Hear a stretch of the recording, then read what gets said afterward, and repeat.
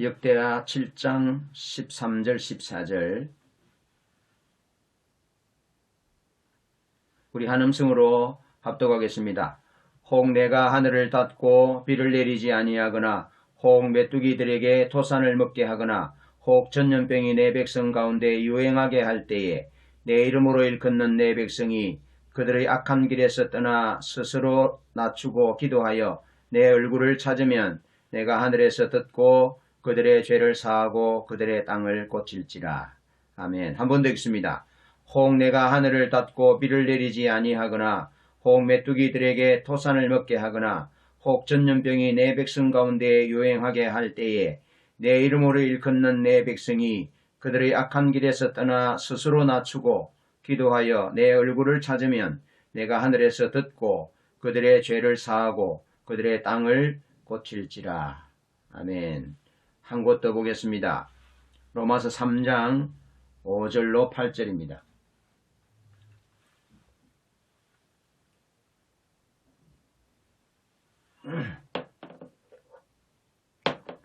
로마서 3장 5절로 8절 말씀입니다.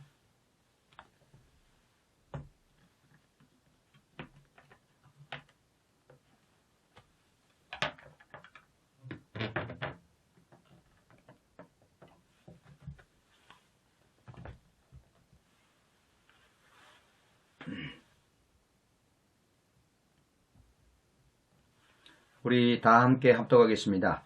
그러나 우리 불의가 하나님의 의를 드러나게 하면 무슨 말하리요? 내가 사람의 말하는 대로 말하노니 진노를 내리시는 하나님이 불의하시냐? 결코 그렇지 아니하니라. 만일 그러하면 하나님께서 어찌 세상을 심판하시리요? 그러나 나의 거짓말로 하나님의 참되심이 더 풍성하여 그의 영광이 되었다면 어찌 내가 죄인처럼 심판을 받으리요? 또는 그러면 선을 이루기 위하여 악을 행하자 하지 않겠느냐? 어떤 이들이 이렇게 비방하여 우리가 이런 말을 한다고 하니 그들은 정죄받는 것이 마땅하니라. 아멘. 여러분, 코로나19 코로나 바이러스로 인해서 국가적으로 또 국제적으로 가정적으로 개인적으로 심히 어려운 가운데 있습니다. 특히 대한민국 사람들은 전 세계에 기피 대상이 되어가는 참 안타까운 현실이 아닐 수 없습니다. 그런가 하면 코로나 바이러스가 감염되어서 많은 사람들이 목숨을 잃었습니다. 사랑하는 가족을 잃은 유족들에게 우리가 위로의 말을 전하고 우리의 믿음의 행보가 그들에게 소망이 되는 그런 기간이었으면 좋겠다는 마음이 듭니다. 뿐만 아니라 확진 판정을 받고 병원에 입원해 계시거나 혹은 가정에서 격리 수용되어서 분리되어 사는 고통 중인 우리의 국민들, 가족들과 함께 마음을 나누는 그런 중심으로 하나님 앞에 섰으면 좋겠습니다. 성도들에게, 우리 성도님들에게 당부드리고 싶은 말씀은 작금의 위기 상황은 국가가 대처를 잘못했다 그렇게도 보지 마시고요. 이미 일어난 일들에 대해서 책임을 돌리는 것은 올바르지 않는 자세입니다. 그래서 이 책임을 국가에 돌리든지 아니면 중국 우한에 이 책임을 돌린다든지 아니면 이 전염주 경로 단초를 제공한 특정 사이비 종교 집단의 원인을 돌릴 수는 있겠지만 그런 그 근본적인 원인이 될 수 없고 책임은 정부의 책임도 우한 중국도 또 우한시도 아니라 또 특정 사이비 종교 집단도 아니라 그 책임은 우리의 책임이다라는 인식을 가지시기를 부탁을 드립니다. 왜냐하면 하나님이 성경의 역사를 보고 또 역사적인 사실들을 볼 때 하나님의 심판은 하나님의 백성들이 기준이었습니다. 세상이 타락되고 세상이 더러워서 심판하는 부분도 있지만 그 엄연한 심판의 주체는 하나님이시고 심판의 대상은 하나님의 백성들이었습니다. 그래서 교회가 신앙의 본질 가운데 떠나서 교회가 하나님을 떠나서 마음의 좌소에 하나님이 계셔야 할 자리에 세상적인 것, 자기 원하는 욕망들 이런 것들로 가득 찬 그 결과로 이런 전염병이 주어졌다 그렇게 생각을 합니다. 그래서 이 시간 우리가 그 책임을 우리의 책임이다. 나의 책임이다. 우리 교회의 책임이다. 그렇게 책임을 안으로 책임 전가를 하시고 하나님 앞에 우리가 이런 이 사태 가운데 어떻게 이런 작금의 현실을 말씀으로 적용하며 우리가 어떻게 성도답게 살아갈 수 있을지에 대해서 하나님의 말씀을 근거로 살펴보려고 그럽니다. 성경에서 말하고 있는 전염병 혹은 성경에서는 연병으로 개역성경이나 개정성경에서 우리말 성경의 연병으로 말하고 있지만 영어 성경에는 그 연병을 전염병으로 번역하고 있습니다. 그래서 민수기 16장 말씀에 보면 하나님의 백성들이 하나님을 원망하고 하나님이 주신 절대적인 권위에 순복하지 않을 때 하나님께서 전염병을 보내셨다라고 기록하고 있습니다. 그런가 하면 민수기 25장에 하나님의 백성들이 음행을 자행할 때 거룩하고 성결해야 될 하나님의 백성들이 가나안 땅이라는 목표와 목적을 앞두고 하나님의 백성들이 거룩하고 순결하며 성결해야 됨에도 불구하고 모압 여인들과 음행에 빠지게 됩니다. 그 결과로 전염병이 퍼져서 24,000명이 되는 사람이 죽게 됩니다. 그런가 하면 신명기 28장은 하나님의 말씀에 불순종할 때 하나님의 백성들이 하나님의 말씀에 불순종하고 자기 뜻대로 자기 마음대로 그렇게 살아갈 때 하나님이 전염병을 보내신다. 삶의 고통을 보응으로 주신다. 그렇게 말씀하고 있습니다. 그런가 하면 사무엘하 24장 13절로 15절 말씀에 보면 다윗이 인구조사의 결과로 하나님이 전염병을 유다 나라에 퍼지게 하심으로 7만 명이나 되는 사람이 목숨을 잃는 내용이 기록되어 있습니다. 개인의 야망, 탐욕, 그것이 단초가 되어 다윗의 왕국에 하나님으로부터 전염병이 오게 됐고 7만 명의 아까운 목숨들이 죽어갔던 사실을 기록합니다. 그런가 하면 에스겔서 5장에는 하나님의 백성들의 악행을 인해서 수많은 우상 숭배로 인해서 전염병이 주어졌고 아모스 4장 10절, 예레미야 14장, 21장, 24장, 또 예레미야 27장 8절 13절, 예레미야 29장, 또 예레미야 32장, 34장, 38장, 42장, 44장 등지에서 하나님의 백성들이 하나님의 말씀을 청종하지 않고 이웃을 사랑하지 않고 악을 자행하며 각종 우상 숭배에 빠진 결과 하나님으로부터 전염병이 올 뿐 아니라 그 나라가 완전히 기초까지 무너지는 그런 하나님의 심판을 받게 되었음을 성경은 우리에게 분명하게 말해주고 있습니다. 전염병은 하나님을 떠난 하나님의 백성에게 주어졌습니다. 전염병은 개인의 탐욕과 욕망에 점철되어서 하나님이 계셔야 될 자리에 자기의 탐욕과 욕망을 그 마음 좌소에 둘 때, 우상 숭배에 빠질 때, 그때 하나님이 전염병을 보내셔서 하나님의 백성들을 징계하시고 또 전염병을 보내시는 목적은 하나님의 백성들을 징계함이 목적이 아니라 하나님의 백성들이 그 우상 숭배와 죄악으로부터 하나님을 떠난 죄악으로부터 돌아오게 하시기 위해서 하나님께서 전염병을 보내셨음을 성경은 처음부터 끝까지 곳곳에서 우리에게 하나님의 준엄한 심판을 말씀하면서 하나님께로 돌아와라. 신앙의 본질로 돌아와라. 내 백성들이여 내게로 돌아오라. 내 품으로 돌아오라 라고 하나님이 큰 소리로 마치 학승기로 외치듯이 우리에게 전염병을 보내셔서 큰 소리로 외치시면서 내가 너희를 사랑한다.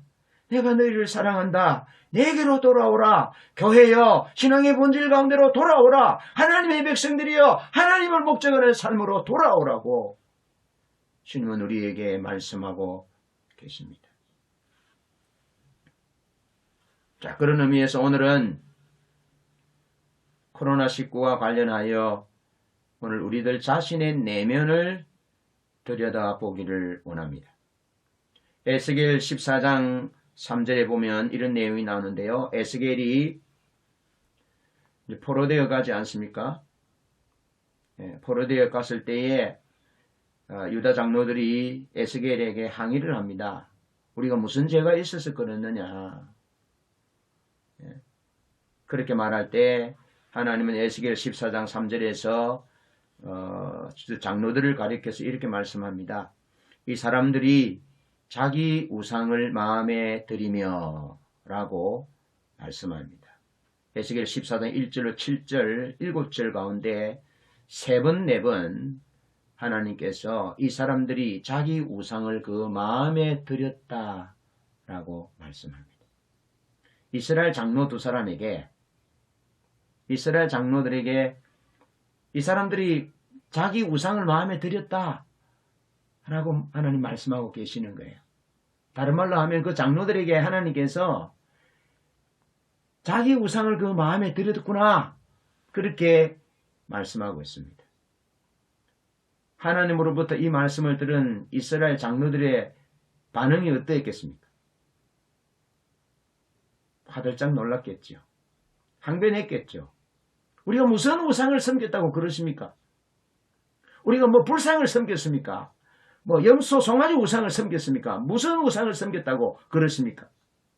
그렇게 항변하겠지만 하나님은 이 사람들이 자기 우상을 마음에 들였다라고 말씀합니다. 어쩌면 하나님이 우리 각자에게 네가 네 마음에 우상을 두었구나라고 말씀하면 우리가 어떻게 우상 숭배했냐라고 항변할 수 있겠지만 하나님은 그들이 마음에 우상을 드렸다라고 말씀합니다.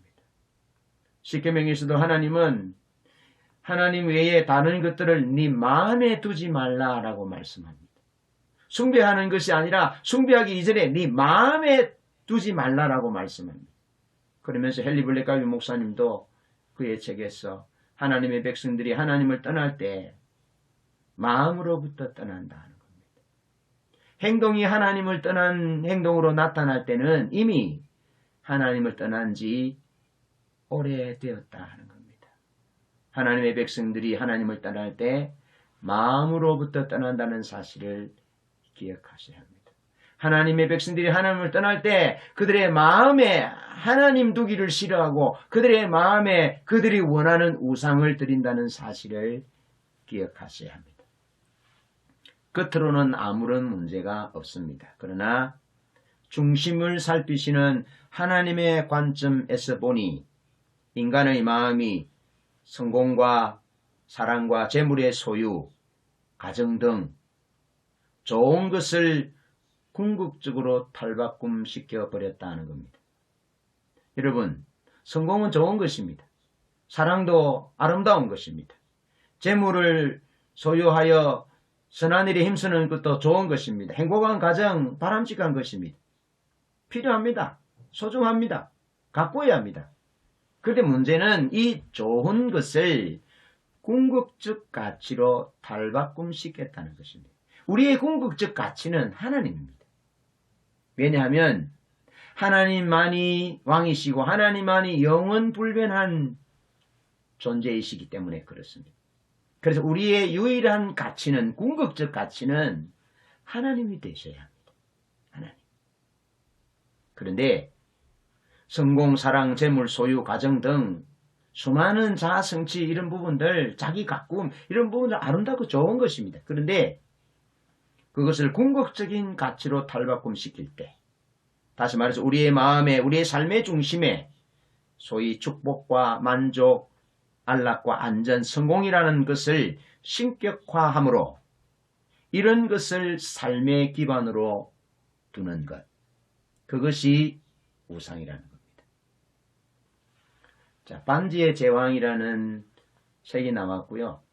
반지의 제왕이라는 영화가 나왔습니다. 아주 스펙트클한, 아주 흥미진진한 그런 내용으로 전개되는 책을 토대로 한 영화가 나왔죠. 핵심 소재는 이것입니다. 악의 군주 사우론이 소유한 힘의 반지입니다. 그 내용을 보면 아무리 선한 의도에서라도 이 반지를 끼려는 사람은 누구나 탐욕에 물들게 됩니다. 돌킨의 해박한 학자인 톰 시피 교수는 이 반지를 심리적 증폭기라고 불렀습니다. 심리적 증폭기. 다시 말해서 마음의 가장 절실한 갈망을, 마음속에 있는 가장 절실한 갈망을 우상으로 확대시킨다는 뜻입니다. 나는 그렇지 않을 것 같다고요? 그렇지 않습니다. 자, 그 영화는, 그 영화에 등장하는 등장인물 몇몇은 노예를 해방시키려고 하고요. 백성의 영토를 지키고자 목숨을 걸기도 합니다. 그런가 하면 악인을 정의로 심판하려고 합니다. 목표가 다 훌륭합니다. 감동을 자아내기에 충분합니다. 그러나 문제는 그 반지를 끼면 물불을 가리지 않는다는 겁니다. 그 반지를 끼면 무슨 수를 써서라도 목표를 이루려고 한다는 것입니다. 반지가 좋은 것을 절대화해서 다른 모든 도의나 가치관을 전복시키기 때문에 문제라는 것입니다. 여러분, 우리가 하나님을 섬기고 이 세상에 믿음으로 살아갈 때 우리의 어떤 목표, 우리의 가치들이 좋을 수 있습니다. 아름다울 수 있습니다. 그런데 우리 마음에 여러 가지 수많은 탐욕이 자리 잡는다면 그 탐욕의 노예가 되고, 그리 자기 마음에 있는 탐심, 탐욕, 욕구를 충족시키기 위해서 수단과 방법을 가리지 않기 때문에 좋은 의도, 좋은 목표를 가지고 산다 할지라도 실제로 우리의 삶에서는 자기 목적을 향한 전투적인 삶, 우상숭배의 삶을 결과로 낼 수밖에 없다라는 것입니다. 자, 그렇다면 우상이란 무엇입니까? 우상은 우리 삶의 하나님보다 더 소중한 것이 우상입니다. 우상의 특징은 우리 마음을 지배합니다. 그 우상숭배의 결과는 영적 소경이 되는 것입니다. 보이지 않는 것입니다. 하나님도 보이지 않습니다. 그렇게 순박하고 순수했던 사랑하는 그 여인이나 남자도 나중에는 변질되어서 보이지 않습니다. 무엇보다도 하나님이 원하시는 영적인 기준을 보지 못하는 영적 소경이 결과로 주어지고 만다는 것입니다. 여러분, 우상의 종류는 제가 설교를 준비하면서 보니까 우상의 종류는 무수히 많습니다. 이참에 제가 한번 정리를 해볼게요. 우상군입니다. 우상들이 아니고 우상군. 우상군만 해도 여러 가지가 나오는데 개인의 우상이 있고요. 문화적인 우상이 있고, 전통사회의 우상, 서구 문화의 우상, 지적 우상, 각 직업 분야의 우상, 여러 가지 우상들이 있습니다. 이 분야들 가운데 또 개인 우상은 로맨틱한 사랑, 성공, 가정, 돈, 권력, 문화적 우상은 군사력, 기술 발전, 경제 번영, 전통사회 우상은 가족, 노동, 의무, 도덕적 가치, 서구 문화의 우상은 개인적인 자유, 자아 발견, 개인적인 풍요, 성취, 지적 우상은 소위 이데올로기라고 하는, 여러분, 믿음 안에 있는 사람도요, 정치적으로, 이데올로기적으로 싸움이, 분쟁이 나면요, 사람 죽입니다. 목회자도 마찬가지입니다. 이데올로기적으로 정치적으로 접근하면 여야에 편중되어서 하나님의 백성이 정체성을 잃어버리고 맙니다. 그래서 목회자들조차도 싸웁니다. 여러분, 우리는 여당도 야당도 보수도 진보도 아닌 우리는 예수당입니다. 우리의 궁극적 가치는 하나님이시고 우리가 추구해야 될, 만들어야 될 우리의 소망은 하나님의 나라입니다. 그것들이 지적 우상이라는 우상의 군 속에 들어갈 수 있다는 거죠. 여러분, 각 직업 분야에서도 우상이 있는데요. 그것은 절대적 우상은 수입이 궁극적 가치입니다. 수입, 연봉. 그 일이 주는 가치, 의미, 하나님의 뜻을 이루는 이런 부분보다는 수익을 극대화하는, 가치를 극대화하는 그것이 각 직업 분야의 우상이다 이 말이죠. 여러분, 이렇게 볼 때 제가 시간이 부족해서 그 우상군을 더 나열하지 않습니다만 이 우상군 속에, 한 우상군 속에 수많은 우상들이 있는 부분들을 볼 때 얼마나 우리가 우상 숭배에 빠지기 쉬운지를 생각해야 합니다. 그러면서 예레미야 2장 1절로 4절, 2장 1절로 4장 4절, 에스겔 16장 1절로 63절, 호세아 1장으로부터 4장, 이사야 54장 5절로 8절, 62장 5절에서는 우상 숭배를 영적 간음이라고 말합니다. 영적 간음. 그러니까 우상 숭배가 얼마나 심각한지 보셔야 합니다. 하나님은 오늘 본문 말씀 역대하 7장 13절 14절을 통해서 우리에게 이렇게 말씀합니다. 전염병이 돌 때에 자연재해가 하나님의 백성이 그 악한 길에서 떠나 하나님의 얼굴을 구하면, 기도하면, 하나님께로 돌아오면 하나님께서 그 기도를 들으시고 그 죄를 사하시고 그 땅을 고칠 것이라라고 솔로몬에게 약속해 주며 우리에게 약속해 주고 있습니다. 우상숭배의 죄로부터, 악한 죄로부터, 그래서 전염병이나 자연재해들로 인해서 삶의 고난과 핍박과 고통이 올 때 하나님 앞에 회개하고 하나님께로 돌아가면 하나님께서 그 기도를 들으시고 고칠 것이다. 고쳐주마, 살게 해주마라고 하나님이 우리에게 약속해 주고 계시는 것입니다. 그러면서 하나님의 백성들이 우상 숭배와 탐욕과 탐심으로 빠질 때 하나님의 진노와 심판은 하나님의 성소에서부터, 하나님의 성전에서부터, 하나님의 백성들의 리더로부터 하나님의 백성에 이르기까지 하나님의 심판이 시작되었고 하나님의 백성들에 이르기까지 모든 영역의 심판이 적용되었음을 성경은 우리에게 분명하게 말해주고 있습니다. 예레미야 시대에는 제사장과 왕과 제사장과 지도자들이 다 타락했습니다. 그때 백성들도 타락한 백성들이 전해주는 인본주의, 기복주의 메시지를 좋아합니다. 그래서 지도자들도 타락하고 백성들도 타락합니다. 그래서 이스라엘 백성들은 전염병의 고통, 자연재해의 고통, 외세 침략의 고통을 받고 결국에는 나라가 무너지고 말았다는 사실을 기억하셔야 합니다. 우한으로부터 코로나 바이러스가 시작됐고 대구에서 특정 종교 집단들이 퍼뜨리고 또 퍼뜨리는 단초를 제공하는 그런 일들이 있다 할지라도 이 땅의 전염병의 원인은 지도자의 타락과 백성들의 타락이 원인을 제공했다는 사실을 기억하면서 이 일을 우리의 일이라 생각하고 하나님 앞에 회개함으로 나아가야 된다는 것입니다. 하나님 앞에 나아가야 된다는 것입니다. 하나님이 자연재해나 외세 침략이나 전염병과 같은 이런 질병을 보내실 때는 하나님이 재앙이라는 큰 소리로 돌아오라고 외치시는 것입니다. 돌아오라고. 내게로 돌아오라고. 내 백성들이여 신앙의 본질 가운데로 돌아오라고. 하나님과 올바른 관계 가운데로 돌아오라고 하나님이 큰 소리로 외치신다는 사실을 다시 한번 기억하셔야 합니다. 지난 목요일에 우리 부산 샘물길 성교회 목회자 1셀 모임이 있었습니다. 모임 소집 문자를 받고 내 마음에 이런 생각이 들었습니다. 이런 때 뭘 모임한다고 그러냐, 좀 쉬지, 국가적인 비상사태인데, 그런 마음이 스쳐갔습니다.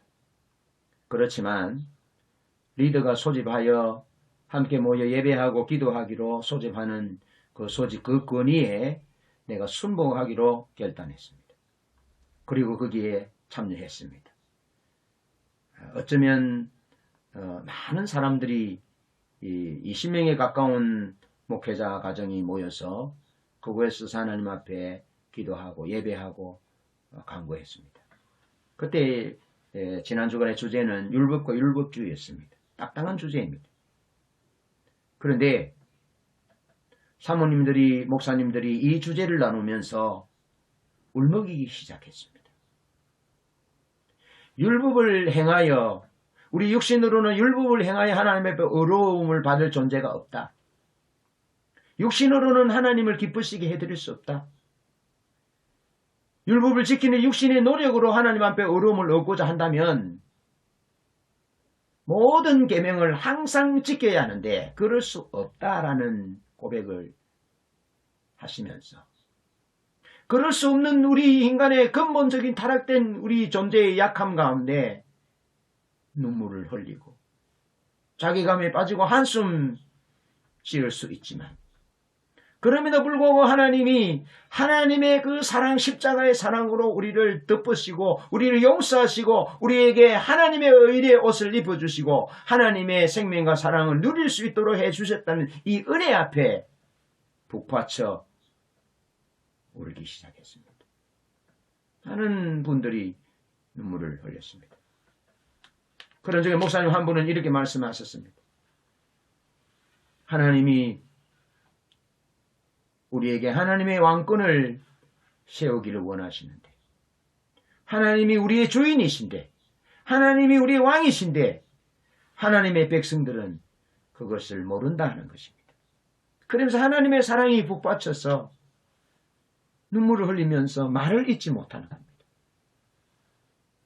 시간이 좀 지난 후에 하는 말이, 하나님이 우리에게 성경을 주신 것은, 율법을 주신 것은 그게 아니야.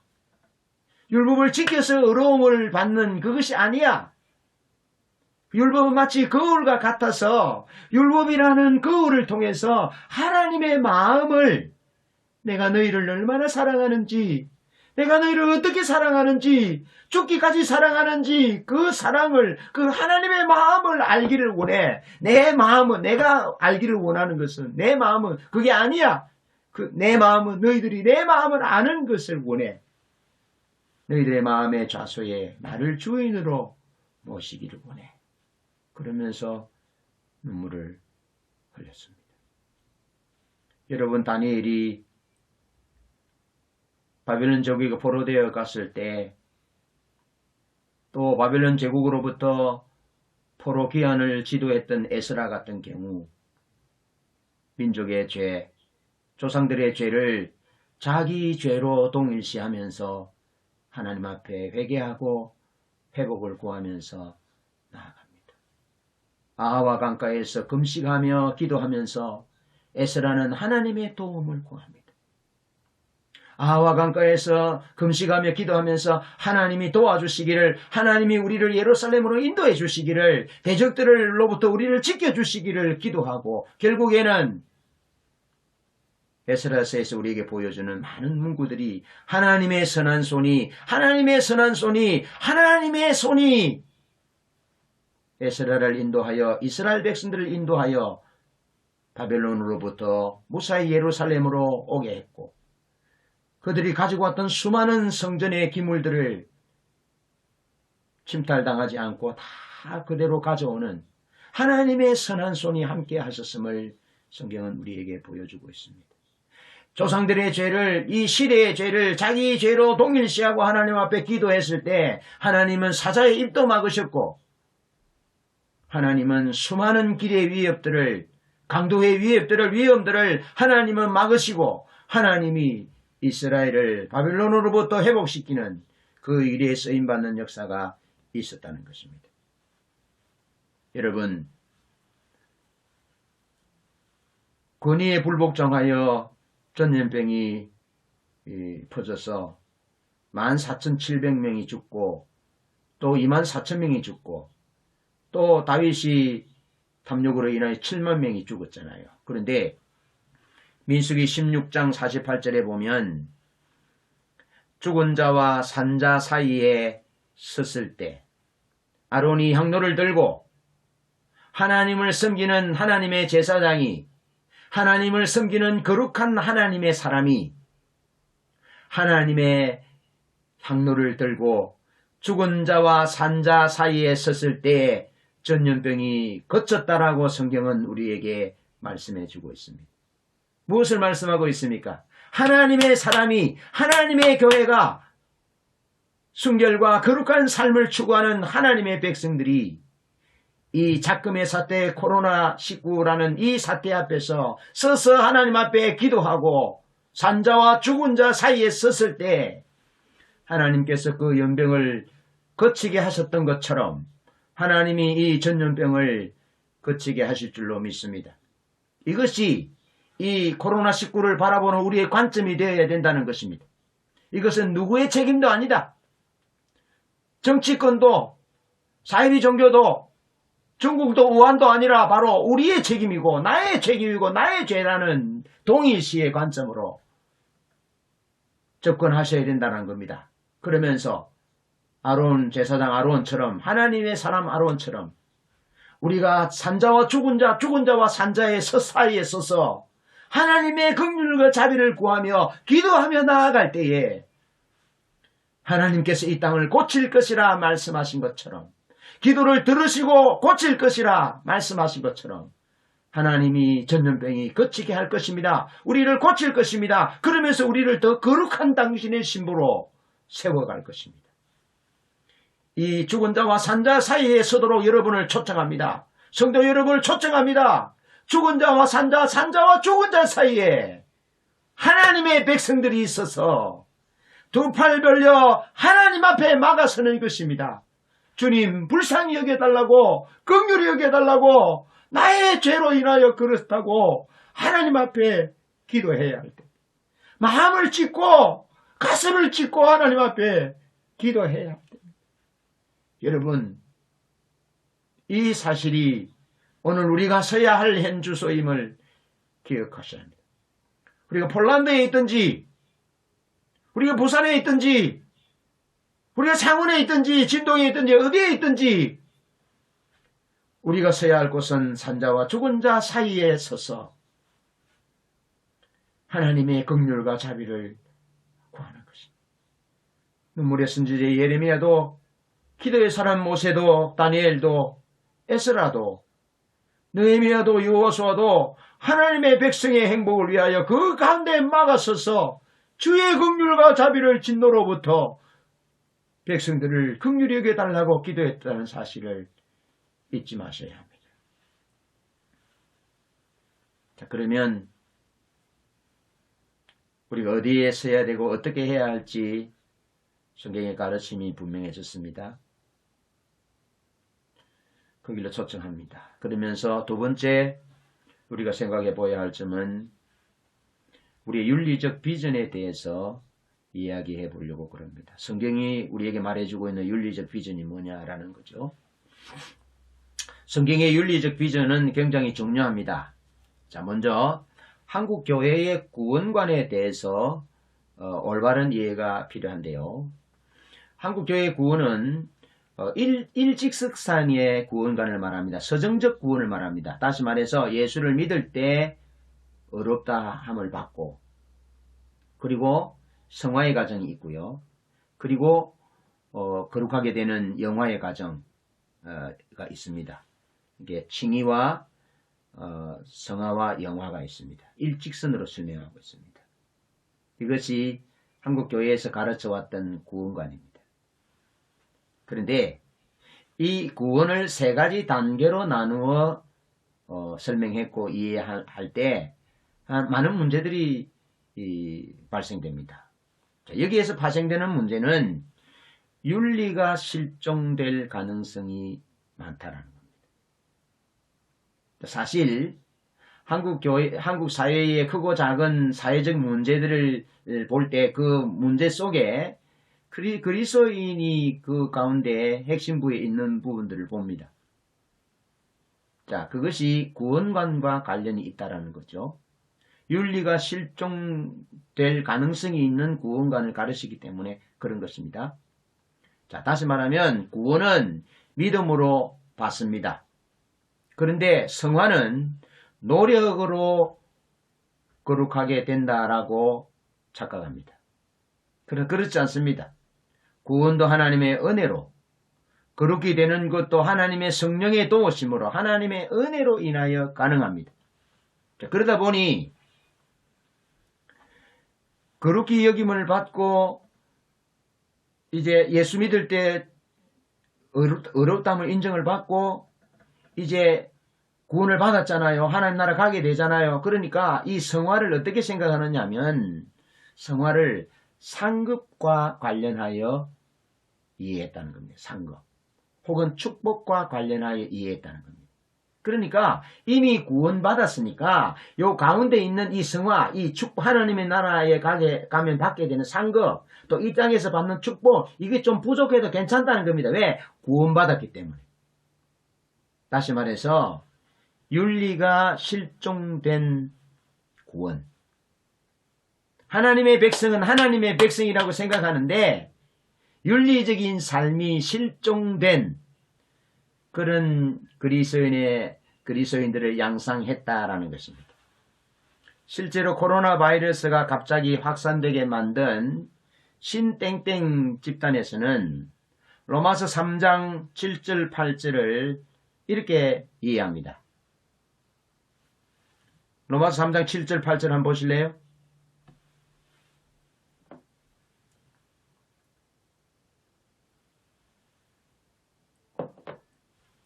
로마서 3장 7절 8절 한번 읽어보겠습니다. 그러나 나의 거짓말로 하나님의 참되심이 더 풍성하여 그 영광이 되었다면 어찌 내가 죄인처럼 심판을 받으리요? 또는 그러면 선을 이루기 위하여 악을 행하자 하지 않겠느냐? 어떤 이들이 이렇게 비방하여 우리가 이런 말을 한다고 하니 그들은 정죄받는 것이 마땅하니라. 여러분 무슨 얘기냐면 그 7절 말씀을 끈 거예요. 그러나 나의 거짓말로 하나님의 참되심이 더 풍성하여 그의 영광이 되었다면 어찌 내가 죄인처럼 심판을 받으리요? 라고 말하는 겁니다. 여러분 무슨 얘기냐면 우리나라 성경은 한글 성경은 분명하게 구분이 안 되어 있습니다. 그런데 영어 NIV 성경을 보면 이 7절과 8절이 그 원래의 뜻이 분명하게 구분이 되어 있습니다. 따옴표로 처리해서 분명하게 구분하고 있습니다. 어떻게 구분하냐면 따옴표 내용이 뭐냐면 내 거짓말로 하나님이 영광 받으신다면 괜찮다는 거예요. 따옴표 내용이. 자, 그런가 하면 8절은 좋은 결과를 가져올 수 있는 악한 일을 하게 하자. 하나님의 영광을 위해서 그렇게 말한다는 겁니다. 그런데 그것은 영의 성경에 보면 분명히 구분되어 있는데 어떤 사람들이 그렇게 정당화시키려고 논쟁할지 모른다. 그렇게 구분하고 있다는 겁니다. 어떤 사람들이 하나님의 영광이라는 이름으로 악한 일을 해도 된다라고 하는 것을 정당화시킬지 모른다. 또 어떤 사람들은 좋은 결과를 가져올 수 있는 악한 일을 하게 하라. 결과는 좋으면 과정은 악해도 된다. 라는 그렇게 논쟁할 수 있다는 겁니다. 어떤 사람들이. 여러분, 신땡땡 사이비 종교는 그것을 정당화합니다. 하나님의 영광이라면 거짓말해도 되고 좋은 결과를 가져올 수 있기 위해서는 악한 일을 해라. 그렇게 가르치는 겁니다. 여러분, 이 부분에 대해서 성경의 윤리적 비전은 분명히 그런 자는 정죄를 받아야 마땅하다 라고 8절에서 말합니다. 그러니까 성경을 처음부터 끝까지 자세하게 읽어보면 그 7절 말씀이 그 8절의 중간이 얼마나 거짓되고 허위된 가르침인지를 알 수 있는데 성경을 자세히 읽어보지 않는다는 겁니다. 어떤 사람들이 그렇게 정당화하려고 논쟁하는 것은 정죄를 받아야 마땅하다. 좋은 결과를 위해서 악한 행동을 하는 것, 그거 정죄를 받아야 마땅하다. 하나님의 영광을 위하여 거짓말을 해도 된다라는 그 논쟁, 그 정죄를 받아야 마땅하다. 성경의 윤리는 그것을 분명하게 우리에게 말해주고 있습니다. 그러면 그 신땡땡 집단이 얼마나 잘못된 것을 가르치고 있는 줄 아시겠죠? 그리고 거기에 하나님의 말씀을 제대로 모르는 사람들이 거기에 빠져서 오늘도 가정이 파괴되고 혹세무민하는 리더에 의해서 멸망의 길로 가고 있음을 보셔야 합니다. 안타깝게 기도하셔야 합니다. 그렇게 하면서 신약이 바울이 보여주는 신약의 윤리적인 가르침은 전혀 그런 것이 아님을 다시 우리에게 보여주고 있습니다. 우리의 구원은, 신약이 우리에게 말씀하고 있는 구원은 과거 우리가 구원을 받았다면 현재 우리가 구원 가운데 있어야 하고 미래에도 주님과의 교제 가운데 있을 것이라고 말씀합니다.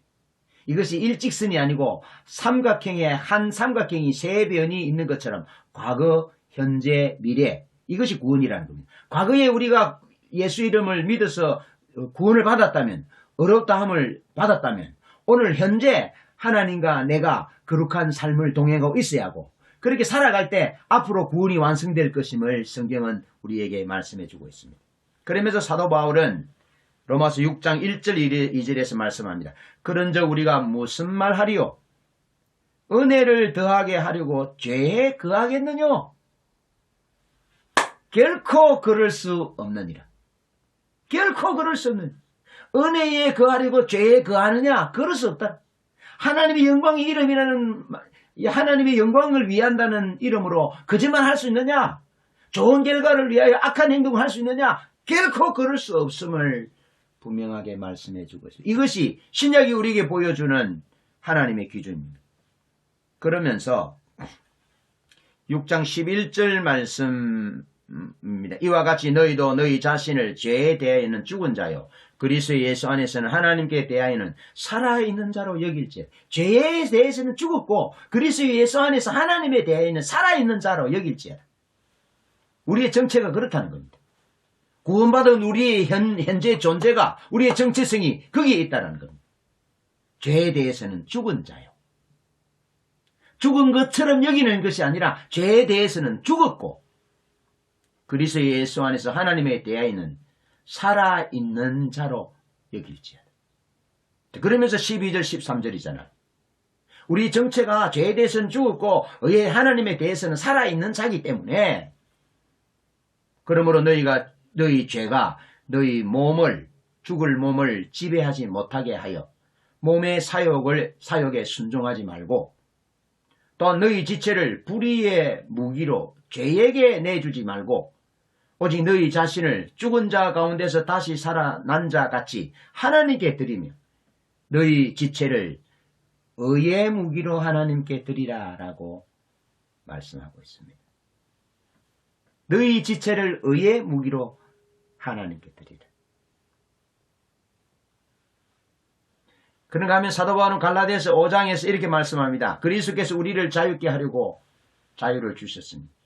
그러므로 구색에 있어서 다시는 종의 멍에를 매지 말라. 형제들아 너희가 자유를 위하여 부르심을 입었으니 그러나 그 자유로 육체의 기회를 삼지 말고 사랑으로 서로 종노릇하라 라고 말씀합니다.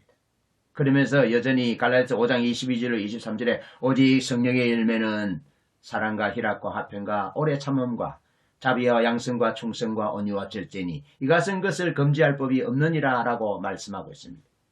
교회는 성령이 역사하는 곳입니다. 구원받은 사람들의 중심에는 성령님이 계십니다. 구원받은 하나님의 백성이 하나님과 친밀한 사랑의 교제를 누리면 그 중심이 성령이 그 사람을 인도합니다. 그래서 성령이 역사하시는 곳 교회, 또 그 결과로 성도들의 삶에 드러나는 것은 구원받은 하나님의 백성, 하나님의 교회에서 드러나는 것은 하나님의 영광을 위해서 악을 행할 수 있고 또 선한 결과를 위하여 악한 행동, 거짓말을 할 수 있느냐? 그럴 수 없다라고 말했잖아요. 교회는 그런 곳이 아니고 하나님의 백성들은 그런 존재가 아니라는 겁니다. 하나님의 백성과 하나님의 교회는 평화와 거룩과 사랑으로 서로 종노릇 하는 존재이고 기관이지 공동체지 도덕적 무정부주의가 아니다는 겁니다. 윤리가 실종된 삶, 윤리가 실종된 믿음이 아니라는 겁니다. 구원받은 사람이라면 하나님의 백성이라면 그가 교회의 사람이라면 그는 반드시 윤리적인 열매를 맺게 되어 있다는 겁니다. 윤리적인 삶을 살아가야 된다는 것입니다. 그런 삶을 살 수밖에 없다는 것을 사도 바울은 성경은 하나님의 백성들의 윤리적 비전을 분명하게 우리에게 말씀해 주고 있습니다. 말씀을 정리합니다. 여러분, 우리가 우리의 삶에 책임을 가져셔야 합니다. 우리가 구원받은 백성이라면, 우리가 하나님의 백성이고 우리가 교회의 사람이라면 반드시 윤리가 실종된 삶은 배격해야 된다는 겁니다. 반드시 사랑과 화평과 자비와 양심과 충성, 옥류와 절제, 성령의 열매가 맺혀지는 삶, 화평하는 삶, 거룩한 삶, 종이 되는 삶, 사랑하는 삶, 축복하는 삶, 희생하는 삶, 그런 삶을 윤리적 열매로 맺어야 됨을 우리에게 말씀해 주고 있습니다.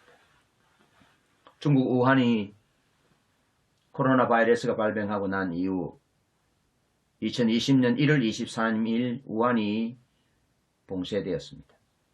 그래서 우한의 거리는 썰렁하게 되었습니다. 잿빛 도시, 죽음의 도시가 되었습니다. 그런데 그때 노란 옷을 입은 사람들이 나타났습니다. 그들은 노란 방호복을 입고 얼굴에 마스크를 써서 얼굴이 어떤 사람이 누구인지는 알아볼 수 없었습니다. 그런데 그들은 자발적으로 나와서 거리마다 다니는 사람들에게 마스크를 나눠주기 시작했습니다. 마스크가 부족합니다. 죽음의 공포 가운데 두려움 가운데 있습니다. 그런데 그들은 죽음의 공포 속에 한가운데 서서 우한 주민들에게 마스크를 나눠줍니다. 그러면서 그들이 마스크를 나눠주는 그 후원의 표식에는 국가도 회사도 그들을 후원하는 것이 아니라 세계의 그리스도인들이, 세계의 교회들이, 중국의 그리스도인들이 그들을 후원한다라고 표식되어 있었습니다. 그러면서 오직 하나님께서 당신을 사랑한다라는 말과 함께 묵묵히 죽음을 향해서, 죽음의 자리인 두려움의 공포의 자리를 향해서 그리스도인들이 정면으로 나섰고 마스크를 나눠주기 시작했던 것입니다. 그러면서 하나님께서 당신을 사랑하십니다. 상지 아이니, 예수께서 당신을 사랑하십니다. 예수 아이니, 그렇게 전하면서 마스크를 나눠주고 사랑을, 생명을 나눠주기 시작했습니다. 모든 사람들이 그들의 이름을 알게 되었는데 그들의 이름은 개개인의 이름이 아니라 그리스도인이라는 이름으로 알려지게 되었다는 겁니다. 여러분, 삼성전자를 비롯해서 기업들과 연예인들이 기부가 잇따르고 의료인들이 자기의 사업을 포기하면서 자원봉사로 감염될지도 모르는 그런 위험을 무릅쓰고 자원봉사로 섬기고 있습니다. 서로 격려하고 포용하고 사랑하는 모습을 우리에게 보여주고 있습니다. 자, 그런가 하면 오늘 한국 교회의 모습을 보셔야 합니다.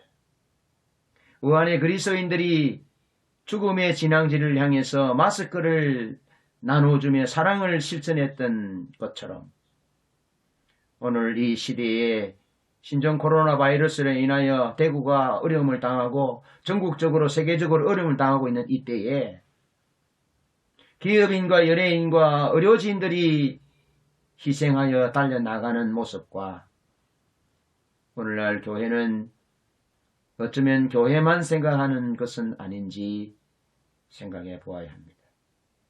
예배를 못 드리면 어떻게 될까? 교회가 폐쇄되면 어떻게 할까? 그런 자기 중심적인 사고에서 벗어나야 합니다. 민족의 아픔에 함께 아파하고 함께 울며 민족의 고통이 내 고통이라는 동일시와 함께 그들을 품고 안아야 합니다. 예수님 시대의 점잖은 종교인들, 바리새인들, 서기관들, 사두개인들은 자신들이 장녀와 세리보다 낫다고 생각했습니다. 문둥병자, 전염병자, 수많은 질병으로 고통당하는 그들, 세리, 장녀, 그들보다 낫다고 생각했습니다. 그래서 그들은 나병 환자를 치유하고 장녀와 세리의 친구가 되고 그들과 함께 식사하며 불치병자를 돌보는 그들의 친구가 되어주며 그들에게 구원의 손길을 내미는 예수 그리스도를 이해할 수 없었습니다. 예수님과 함께 할 수도 없었습니다. 어쩌면 오늘날 우리 교회의 모습이 예수님 시대의 종교 지도자들, 지식인들, 하나님을 잘 믿는다라고 생각했던 그들의 중심과 자세가 아닌지 돌아보아야 합니다. 이때 예수님이 불치병자를 만지시고 세리와 죄인과 함께 식사하며 친구가 되는 삶을 사셨던 것처럼 오늘 우리가 가슴을 열고 그들을 정죄함이 아니라 불쌍히 여기며 그들을 품어 안으며 그들에게 우리의 마음과 사랑을 보여줄 때입니다. 우리가 영상 예배를 드리는 것은 그런 의미입니다. 교회의 이기적인 중심, 국가가 국가적으로 온 힘을 다해서 이 코로나19 바이러스를 대체해 보려고 그러면서 교회의 집회를 좀 자제해 주면 좋겠다.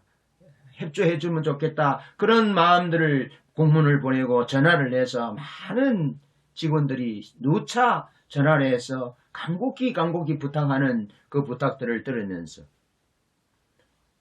우리가 영상으로 예배하는 것이 사회에 그리스도인의 성숙한 모습이 더 비춰질 수 있겠고 이 민족의 이 코로나19 바이러스에 인한 고통 가운데 있는 이 국가적인 이 몸부림에 우리가 동참하는 것이 될 수 있겠고 그런 마음으로 우리가 영상 예배를 드리게 되었습니다. 그래서 말씀을 마치면서 여러분에게 다시 도전합니다. 우리가 지난 주간 가정 예배를 드리면서 작금의 사태를 두고 하나님 앞에 기도하고 회개하며 하나님 앞에 머무르는 시간들을 가져드렸습니다. 그런데 아내에게 하나님이 그림을 보이시기를 그 넘어진 병을 보이셨고 그 옆으로 넘어진 병 속에 안에 물이 보이는데 그 반만 차 있는 그림을 보이셨다는 겁니다. 그래서 마음의 감동이 그 물은 눈물이다. 눈물이 주의 병에 담겼는데 눈물이 주의 병에 반만 담겼다는 겁니다. 그래서 주의 병에 우리의 눈물이 가득 찰 때 하나님이 응답하신다는 것을 볼 때 우리가 이 시대의 작금의 이 코로나19 사태를 두고 우리가 중국 우한을 위해서 중국을 위해서 대구를 위해서 대한민국을 위해서 세계 지구촌을 위해서 우리 스스로를 위해서 눈물 뿌려 기도해야 될 때임을 하나님은 우리에게 분명하게 보여주셨습니다. 사랑하는 성도 여러분, 심히 어려울 때입니다. 두려움이 우리 마음을 엄습하고 사로잡을 수 있습니다. 그리고 우리가 영상으로 각 가정에서 예배드리는 것은 질병에 항복하는 것이 아닙니다. 죄에 항복하는 것도 사단에 항복하는 것도 아니고 정부에 항복하는 것도 아닙니다. 성숙한 자세로 우리가 민족의 아픔에 동참하는 것이고 국가적인 아픔의 재앙에 동참하는 것이고 사회의 아픔에 동참하는 것이고 지구촌의 아픔에 동참하는 것임을 기억하고 그러면서 말로만 그저 영상으로 예배드리는 가정에서 예배드리는 격리되는 부분들을 서로 절제하는 부분들을 만족할 것이 아니라 눈물로 민족의 죄를 이 백성들의 죄를 나의 죄로 동일시하고 하나님 주의 병에 내 눈물을 담아 주옵소서 교회의 눈물을 우리의 눈물을 담아 주옵소서 하고 주의 병에 우리의 눈물이 담길 수 있기를 기도하여 주의 얼굴을 구한다면 하나님이 전염병과 자연재해로부터, 전쟁으로부터, 수많은 고통과 고난으로부터, 가난으로, 핍줄로부터, 실패와 좌절로부터, 두려움으로부터 우리 기도를 들으시고 그 땅을 고치고 그를 사시고 그 땅을 고치실 것이라고, 회복하실 것이라고 주님은 우리에게 분명하게 말씀해주고 있습니다.